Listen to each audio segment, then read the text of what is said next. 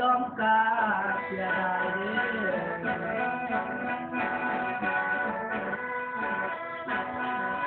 โอ้น้อ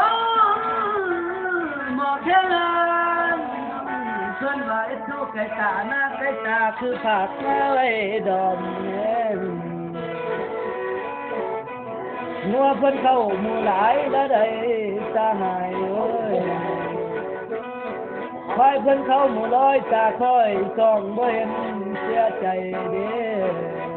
มาแล้วเอ้ยโอ้น้อเสียใจอ้ายน้อล่ะพายเหือแนมนกเจ้าเสียเด้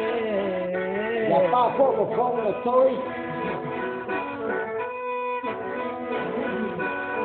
โอ้สาวหน้ากายผู้ดีแน่งเอ้ยสาวคำพลังเอ้ยเหือนกเจ้าบินอยู่ผ้าเหืออายพัดอยู่น้องเสียใจเด้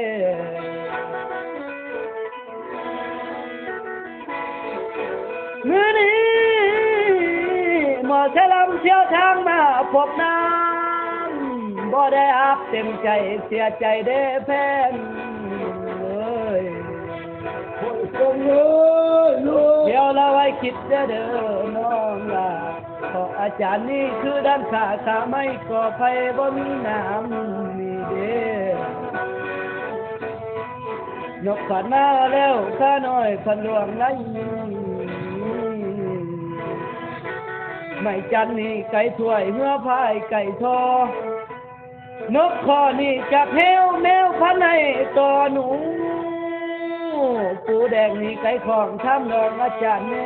ม่ลงสู่น้ำตายจำบ่คันนั่นเด้อเลี้ยงกังนี่ไก่ไม้ยันให้พันเหงาง่วงนกเทลุง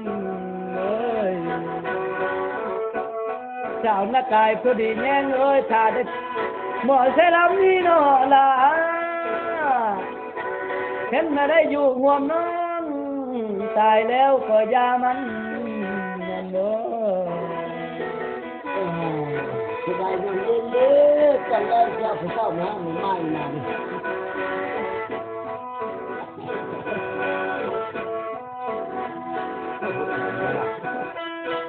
โอ้ยไอ้ข้าวเอ้ยเพิ่นว่าสวยมาแล้วเนาะตาเว้นขึ้นพอเพนใกล้สิเที่ยงมาแล้วใดบัวก็หุบเหี่ยวกันมาสิตรงใบดึกมาแล้วใส่งามของเก่าเนาะในแค้นเลยบ่มีหมองหมุนเศร้าลำการก็เบ่งบานหมอจะลำออกแต่บ้านดันดุงเดินจอนป่านเงินนอนเลือนน้ำน้ำจะหมอน้องมือนี้หมอจะลำนี่นอนละเห็นแม่แนวดอกไหน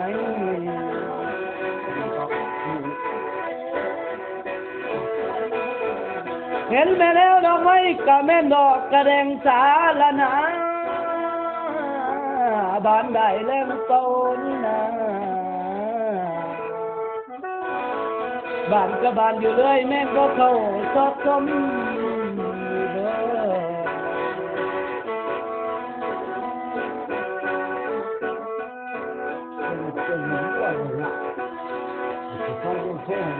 โอ้ยสาวเมืองนาไก่เอ้ยสายแม่น้ำเชิญเอ้ยทั้งเสียงน้ำต้นตาดนาลาเป็นคือน้องแกงลาแต่เด้ทั้งเสียงน้ำต้นผาเป็นคือนางแกงอิ้วบัดลมพัดจิ้วคือน้องขี่ยางน้ำเสียใจเด้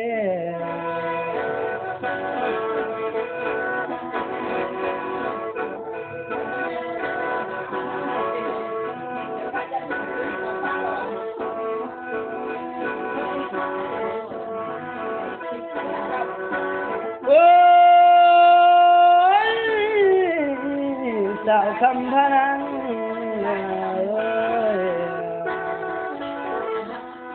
เสียดายเด้น้อแพงเอ้ยคำแดงนี่ไก่เบ้าเศร้าเงื่อนสิไก่ดวดเสียดายเด้เสียดายเด้น้อนั่งเอ้ย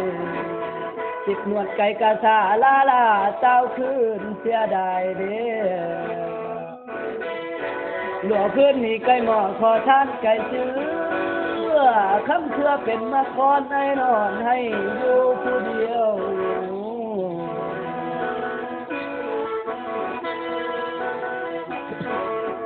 โอ้ยสาวคำพนังสาวหน้ากายพอดีแง่งเอ้ยตายน้ำน้องตายคมกับบ่แน่นแข็งเอ้ยตายจะแข็งกับบ่จมล่ะบัดใดก้มนายน้ำน้องขอยามันเบ้อ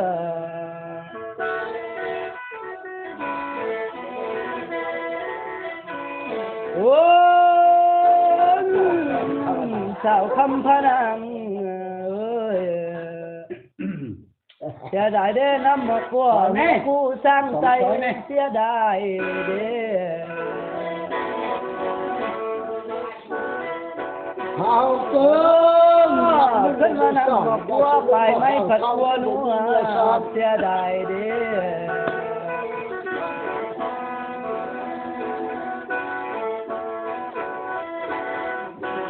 โอ้ย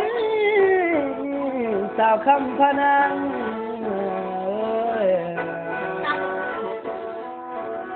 เสียดายแต่เกษานี่ไก่ซ่องผู้ไก่ขี้เสียดแพงมาเอ้ยโอ้ยน้อเพื่อนว่ากบเขียดนี่จากน้ำห้ามห้องซาเซล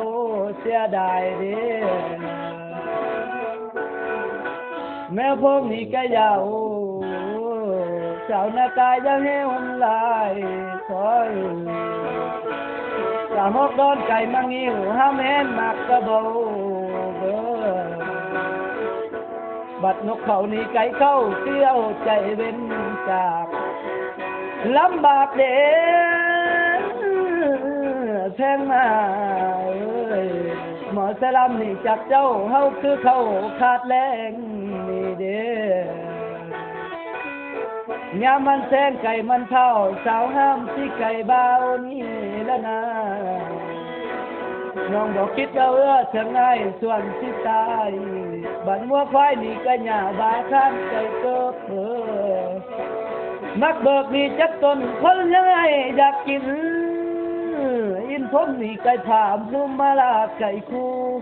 อีหมูไก่หม้อต้มรสส่งห่างจากคำ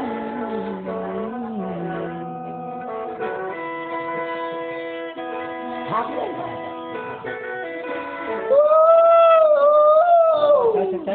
เอาไปเล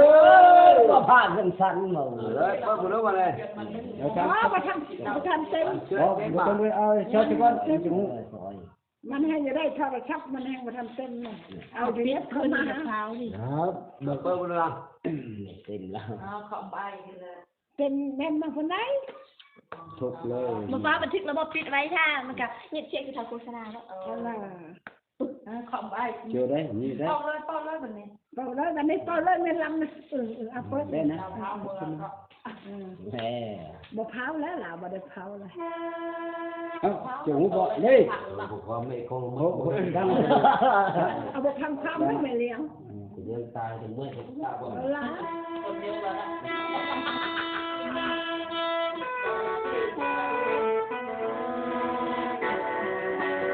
โอ้ยมาลี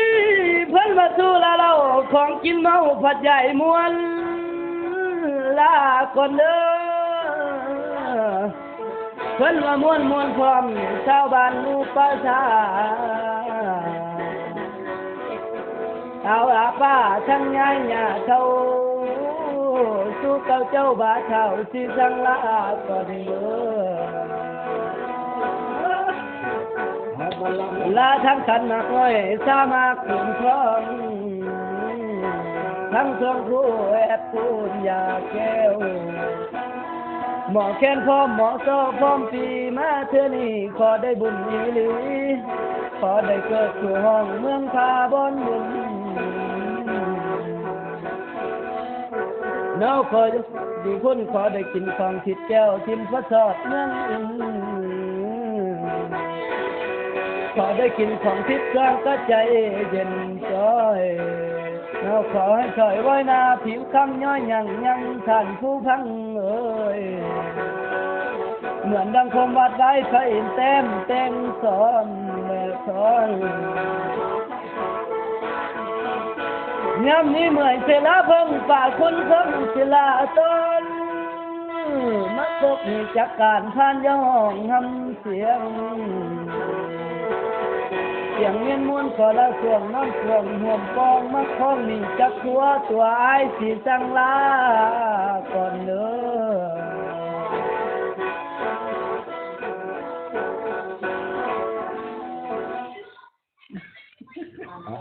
ยึดขาด้วยนะ ยึดบ่ยึดมันให้ดิมันชอบสุดเลยได้แล้วเด้อจะมา อันนี้ก็เอาลายมันอันนั้นไม่เลี้ยงก็มันนั่นก็แล้วนั่นมันจังมันน่า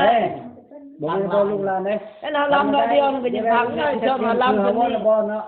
มันมีการ